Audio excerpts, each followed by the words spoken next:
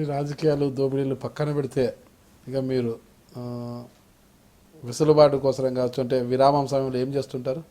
విరామం ఉండదండి నాకు. ఎప్పుడు రాజకీయము రాజకీయం కాదు కానీ ఇప్పుడు పొద్దున్న లేస్తానే మేము కిందికి రాగానే ఎవరో ఒకరు ఏదో పని మీద వచ్చింటారు, వాళ్ళని అటెండ్ కావడము, పెళ్ళిళ్ళలో లేదంటే ఏదైనా చావులో ఎవరికైనా బాగలేకపోవడము వాళ్ళకి పోయి తిరగడము రావడము, లేదా కార్యకర్తలు వస్తే మాట్లాడడము, లేదా ఏదో మీటింగు అంటే మేము ఏవో యాక్టివిటీస్ కల్పించుకుంటా ఉన్నాం. ఇప్పుడు మాకు పార్టీ నిర్దేశించిన యాక్టివిటీసే కాకుండా ఈ హంద్రీనీవా డిస్ట్రిబ్యూటర్ సిస్టమ్ పైన ఒక ఉద్యమం చేసినాం. మళ్ళీ ఈ మధ్య మా రుణమాఫీ సంపూర్ణ రుణమాఫీ కోసం పోరాటం అనేసి రైతు పోరాటాన్ని ఈ మధ్య అదొక మీటింగ్ పెట్టుకున్నాం. మళ్ళీ ఈ మధ్య కాలంలోనే ప్రత్యేక హోదా గురించి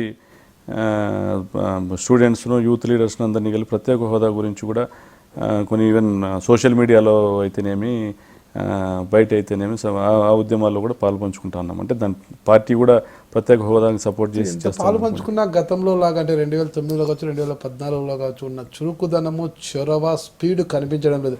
గతంలో ఎక్కడ చూసినా ప్రకాష్ రెడ్డి గారు బోర్లు వేయించడము, గొర్రెలు పంపిణీ చేయడము, చాలా సామాజిక సేవ కార్యక్రమాలు చాలా చేసేవారు. అంటే 2014 ఎన్నికల తర్వాత కాస్త నెమ్మదించారు.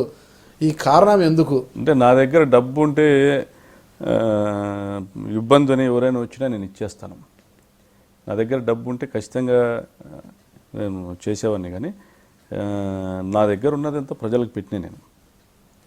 అయితే ప్రజలు మేనిఫెస్టో వల్ల మోసపోయో ఇంకోదాని వల్ల మోసపోయో ఈరోజు రియలైజ్ అవుతూ ఉన్నారు. మావాడు మాకు సాయం చేయగలిగిన వాడు, ఏదైనా అందుబాటులో ఉండేవాడు, అతన్ని పోగొట్టుకున్నాం మేము అనేది ఈరోజు చాలా గ్రామాల్లో మాకు తెలిసి వస్తుంది. ప్రజల్లో మార్పు అనేది మాకు కనపడుతుంది.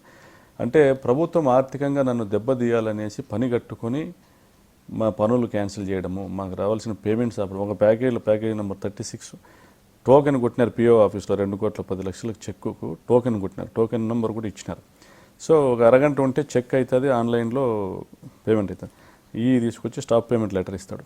అంటే ఏ స్థాయిలో మమ్మల్ని ప్రభుత్వం అణచివేసే కార్యక్రమంలో ఉందని చూడండి.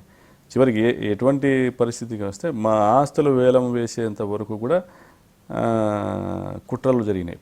మేము ఏదైతే బ్యాంక్ గ్యారంటీస్ ఇచ్చుంటామో దాని ఎన్కాష్మెంట్ విషయంలో కానీ, అంటే ఈ ప్రభుత్వము ప్రస్తుతం ప్రత్యేకించి మా మంత్రి వీళ్ళకున్న నెట్వర్క్ అంతా వాళ్ళు ఎంతసేపు 10 మందికి ఉపయోగపడాలని ఎప్పుడూ ఆలోచన చేయలేదు.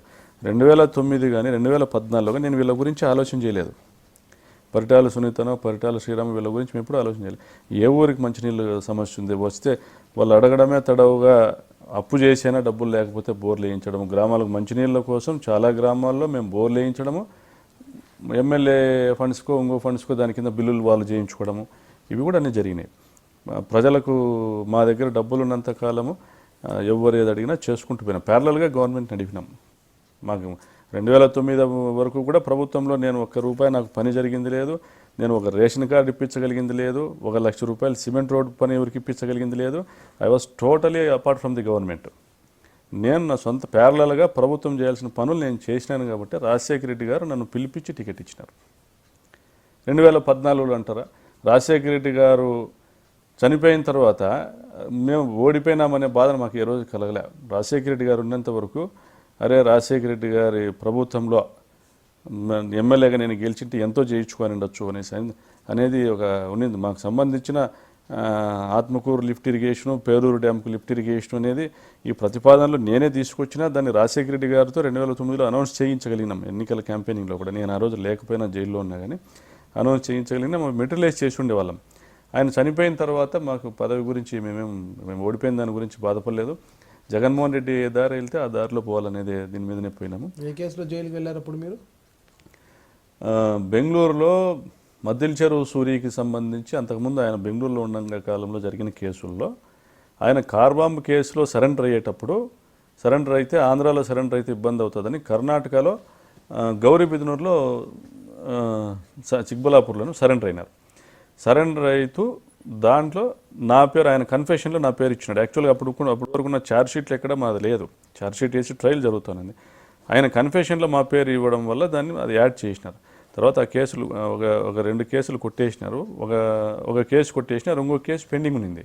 మాకు సమన్స్ ఇచ్చిన తర్వాత రమ్మనేసి మాకు కోర్టు చెప్పింది. మాకు తర్వాత సమన్సే రాలేదు. తర్వాత ఏం జరిగింది, మిగిలిన అక్యూజ్డ్ ఆ కేసులో పోయి, దాంట్లో నాగరాజు అని ఇంకో అక్యూజ్డ్ ఆ కేసులో పోయి అటెండ్ అయ్యి కేసు కొట్టేయించుకున్నాడు. అప్పుడు ఆ కేసు నెంబర్ని అక్విట్ చేసి పక్కకి వేసింది. అంటే there was no existence of that crime number in particular. అంటే నన్ను అరెస్ట్ చేయడానికి వాళ్ళకి ఎక్కడ గ్రౌండ్స్ లేవనే దానికి చెప్తాను. రెండోది, నాకు అరెస్ట్ వారెంట్ లేదు, నాకు సమన్సే ఇష్యూ కాలేదు. నాకు సమన్స్ ఇష్యూ అయ్యి నేను అటెండ్ కాకపోతే, నాకు వారెంట్ ఇష్యూ అయ్యి స్టిల్ నేను అటెండ్ కాకపోతే, నా గ్యారెంటర్కి వారెంట్ ఇచ్చేసి నా గ్యారెంటర్ దగ్గర నుంచి ఆ గ్యారెంటీ సొమ్మును స్వాధీనం చేసుకుని అప్పుడు నన్ను ప్రొక్లెయిమ్డ్ అఫెండర్గా డిక్లేర్ చేయొచ్చు పోలీసు. ప్రొక్లెయిమ్డ్ అఫెండర్ అంటే పరారీలో ఉన్న నిందితుల కింద.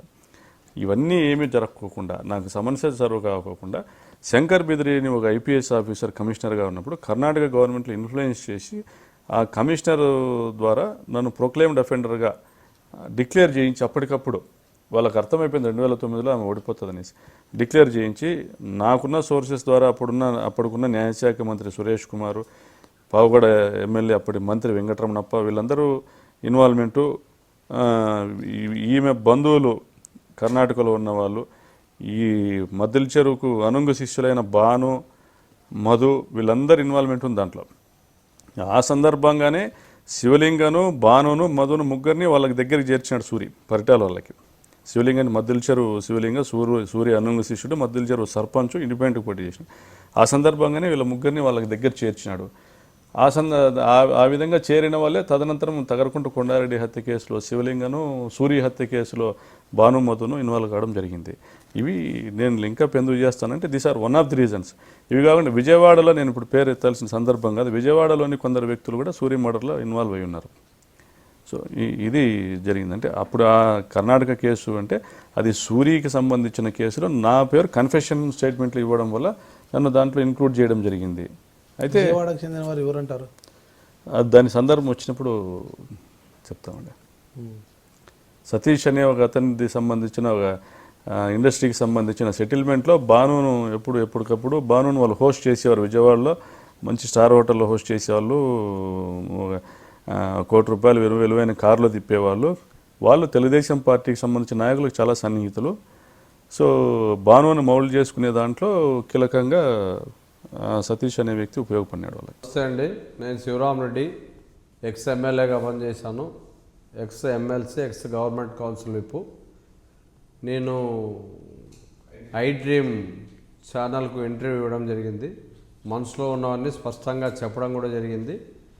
మీకు ఇవన్నీ నచ్చితే మీ అభిప్రాయాలు కూడా డైరెక్ట్గా తెలియజేస్తారని కూడా, అంటే త్రూ మీడియా ద్వారా కానీ మీ అభిప్రాయాలు కూడా తెలియజేస్తారని నేను ఆశిస్తున్నా.